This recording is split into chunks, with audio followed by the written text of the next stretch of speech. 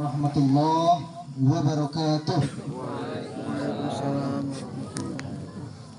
Innal hamdalillah nahmaduhu subhanahu wa ta'ala asyhadu an la ilaha illallah wahdahu la syarikalah irhaman liman jahada bihi wa kafar.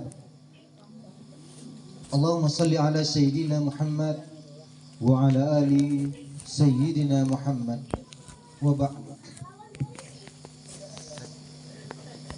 Orang tua kami yang kami hormati, Bapak Datuk Penghulu Desa Kepala Dusun, Ketua MDSK, dan Bapak Imam yang kami muliakan.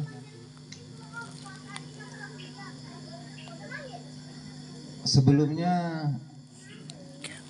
boleh saya perkenalkan diri dulu ya Pak ya.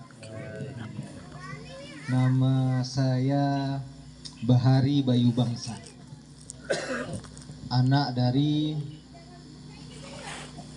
almarhumah Sumarni. Dulu mungkin masih kecil Pak. Dulu di sini saya masih umur berapa tahun gitu ya. Sekarang udah segini, besar. Bahkan perutnya pun sudah besar. Anak 3, istri dari Langkat sana. Sekarang saya tinggal di pesantren Sukamulia. Biasa orang kenal dengan pesantren Bukit. Alhamdulillah saya diamanahi untuk menjadi pengasuh pondok pesantren Auqaf. Alhamdulillah sudah berjalan setengah tahun. Orang tua kami, jemaah takziah yang kami muliakan, mungkin bukan hendak mengajari ikan berenang dan bukan pula hendak mengajari limau berduri Pak ya. Tapi di sini ini ada unsur paksaan dari ini, dipaksa, ayo misi. Mau nggak mau ya udah. Sekaligus perkenalan ya Pak. Mungkin dulu masih kecil saya, sekarang udah besar, atau nanti di tengah jalan bisalah tegur sapa. Oh itu anaknya, itu Pulana gitu. Mungkin kalau saya disuruh nih lihat nih satu mungkin saya nggak kenal nih. Mohon maaf, saya memang nggak kenal sama sekali mungkin. Mungkin dibilang sombong lah, bukan sombong. Ini sebelumnya mungkin selama ini kita jumpa kok nggak pernah tegur sapa, kok sombong kali, bukan sombong. Jadi jemaah takziah, alhamdulillah bersyukur kita kepada Allah Subhanahu wa taala karena berkat rahmat dan hidayahnya kita masih bisa melangkahkan kaki kita ke rumah duka, ke rumah keluarga kami, ahlul musibah. Mudah-mudahan segala amal baik Bapak sekalian mendapat balasan dari Allah Subhanahu wa taala yang setimpal. Bicara tentang rahmat Allah Subhanahu wa taala. Inna rahmatahu sabakat ghadabahu. Sesungguhnya rahmat Allah itu mendahului murka Allah. Kalau seandainya murka Allah mendahului rahmatnya, maka firman Allah dalam surah Ibrahim, la in syakartum la azidannakum wa la in kafartum inna azabi lasyadid, kata Allah. Kalau kita bersyukur atas nikmat yang Allah berikan, maka Allah akan tambah nikmat itu. Tapi ingat, kalau seandainya kita kufur, maka azab Allah sangat pedih. Bicara tentang rahmat tidak hanya melulu bicara tentang harta, tentang uang, tentang kendaraan, tentang pakaian mewah, pakaian baru, tanah luas. Tapi Allah berfirman, wa fi anfusikum afala tubsirun. Adakah di dalam diri kita memperhatikan? Allah ciptakan rambut yang semakin hari semakin panjang, tapi tak begitu juga dengan alis. Alis, bulu mata ini ketika sudah waktunya berhenti nggak panjang lagi. Kalau seandainya alis mata ini terus panjang sama seperti rambut, mungkin kita sibuk setiap minggu ke salon motong alis mata. Ini rahmat, ini nikmat dari Allah. Begitu juga dengan gigi. Kalau seandainya gigi pertumbuhannya sama seperti rambut, apa yang terjadi? Mungkin hari ini kita nggak ada yang mau kumpul di sini. Kenapa? Sibuk semua. Kenapa? Sibuk mau nutupin gigi kita, panjang semua. Yang panjang-panjangan, yang besar-kebesaran. Ini rahmat. Dan ini kadang kita lupa.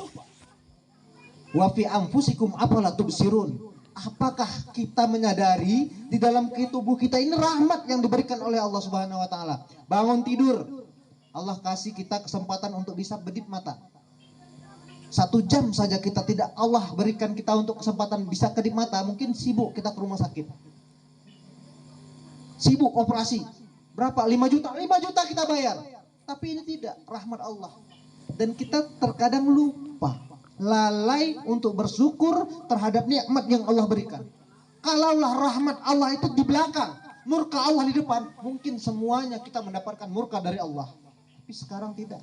Inna rahmatahu sabakat ghadabahu. Sesungguhnya rahmat Allah itu mendahului kemurkaannya. Alhamdulillah. Kita masih diberikan rezeki oleh Allah Subhanahu wa taala. Berbicara masalah rezeki, Rasulullah sallallahu alaihi wasallam bersabda, "Man razaqahullahu biwaladin."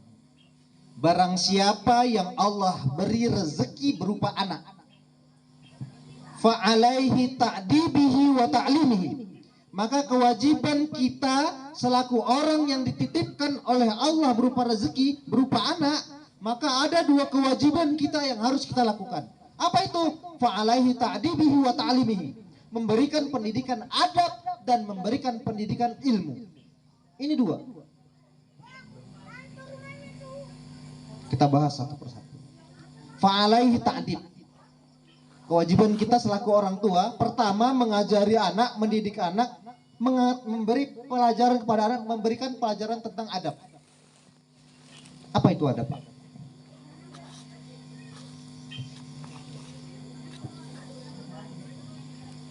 Adab, atau kita kasih umpama nih Pak ya, kita kasih umpama dulu seperti ini.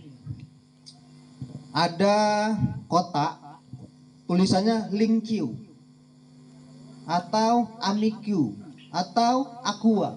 Di dalamnya apa Pak? Air mineral.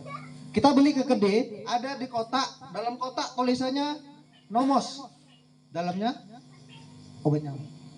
Sekarang kita beli kotak tulisan di luar adab. Kita buka di dalamnya apa? Mau mengetahui ini apa itu adab? Selama ini kan kita bilang, oh nggak beradab itu anak. Sementara kita nggak tahu tuh definisi adab apa. Asal sebut aja, yang penting kalau nggak pas nggak beradab, kan gitu. Sekarang kita buka dulu nih adab. Ternyata dalam kotak yang tertulis adab tadi keluar kalimat adil. Adab itu adil. Dan apa itu adil? Kata ulama, adil itu wad'u syai'in fi maudhihi. Meletakkan sesuatu itu pada tempat yang layak dan wajar. Itu adil. Contoh nih Pak. Hari ini kita kasih contoh praktek. Kita kasih praktek. Contoh praktek. Ini ada orang tua kita di sini. Saya jalan nih. Ini ya contoh ya. Contoh ya Pak. Saya jalan gini nih. Tengok, wak-wak di sana, bapak-bapak di sana bilang apa? Oh nggak beradab itu Bayu.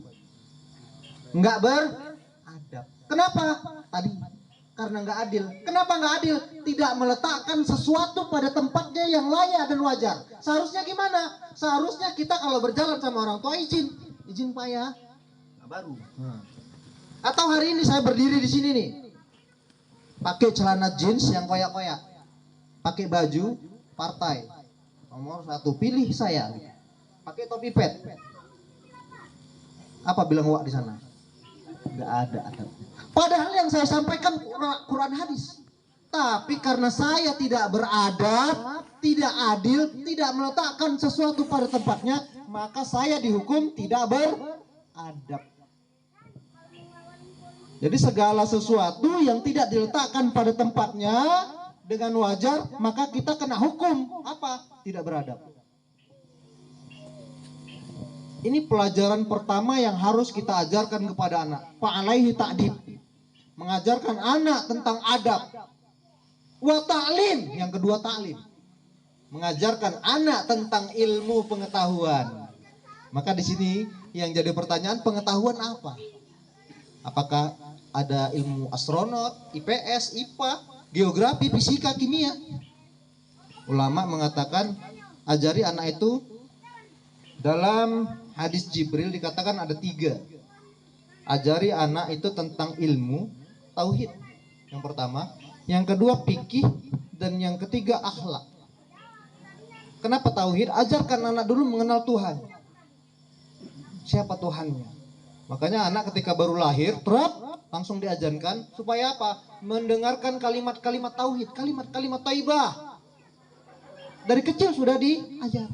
Sampai nyawa di kerongkongan kita masih tetap mengajarkan orang untuk bertauhid, la ilaha illallah. Ini kewajiban.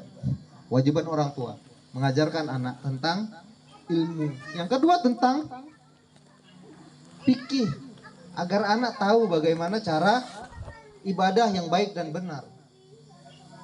Makanya kata Rasul,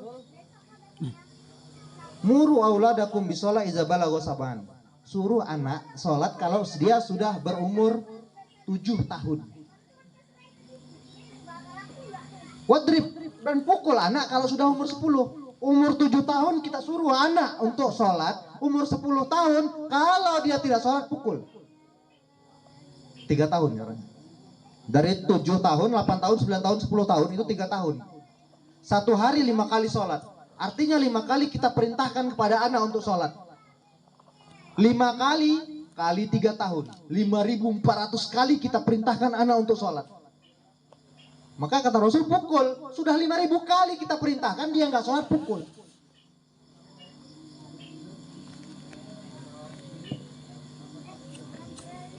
Ini kewajiban orang tua. Dan kata ulama tadi 3 ilmu tadi, yang ketiga adalah ilmu akhlak atau ilmu tasawuf, tentang ihsan, tentang hamba dengan Tuhannya. Ini kewajiban orang tua. Anak merupakan aset. Salah satu izamatal insanu ingkoto amalahu kullu ingkoto amalahu illamin salasin. Kalau manusia meninggal, maka yang tertinggal amalnya, yang tidak terputus amalnya hanya 3. Shadaqatin jariyah, sedekah jariyah. Minimal kita bisa sedekah Al-Quran saja, Pak. Al-Quran saja mungkin harganya 30 atau 50 ribu kepada ahli Al-Quran, kepada orang yang mau menghafal Al-Quran. Selagi Al-Quran itu masih dibaca dan Al-Quran itu masih dihafal, maka semua amalnya itu masih mengalir sama kita yang sudah meninggal. Kalau seandainya Al-Quran itu sudah usang dan hafalan itu masih ada sama anaknya yang menghafal Quran, maka amalan itu terus. Bahkan kalau seandainya yang menghafal Quran ini mengajarkan lagi ilmunya kepada murid-muridnya, maka amal itu tidak terputus. Inilah salah satu contoh sedekah jariyah. Tidak akan terputus. Ilmu yuntafa'u bih. Yang kedua, ini yang tidak terputus, ilmu yang bermanfaat. Mungkin guru ini lebih utama ya, mengajarkan ilmu kepada murid-muridnya. Dan yang ketiga, waladun soleh yad'u lahu. Anak soleh yang selalu mendoakan orang tuanya. Dalam riwayat dikatakan, tidak hanya doa, bentuk wujud istighfar anak untuk orang tuanya itu luar biasa. Allahumma ighfir li zambi ummi, Allahumma ighfir li zambi abi. Ya Allah, ampunilah dosa orang tuaku, ampunilah dosa ayahku, ampunilah dosa ibuku. Maka ahli kubur, orang tua kita tadi, mereka akan dinaikkan 1 derajatnya oleh Allah Subhanahu wa taala gara-gara anaknya tadi mengucapkan istighfar. Maka orang tua di dalam kubur itu bertanya-tanya, mahaza, apa ini? Kok dapat derajat aku? Maka kata Allah, tuh anakmu lagi beristighfar padamu. Cuman bilang, Allahumma ighfir li zambi ummi. Ya Allah, ampunilah dosa ibuku, ampunilah dosa ayahku. Allah angkat derajat orang tua yang sudah berada di dalam kubur. Waladun soleh yad'u lahu. Masalahnya bagaimana kita mendidik anak kita agar menjadi anak yang soleh.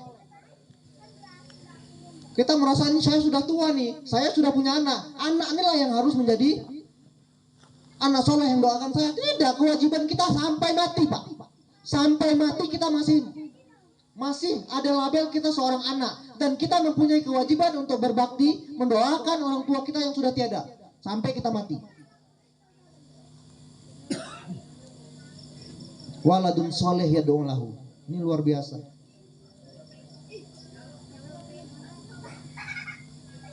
Orang tua kami yang kami muliakan, mungkin ini saja, tidak bisa berpanjang kalam. Mungkin ada kesibukan lain nanti setelah takziah ini. Jadi kami tidak bisa berlama-lama. Mudah-mudahan apa yang saya sampaikan bermanfaat, terkhusus bagi saya pribadi dan jamaah takziah pada malam hari umumnya. Saya akhiri, billahi taufiq wal hidayah. Assalamualaikum warahmatullahi wabarakatuh.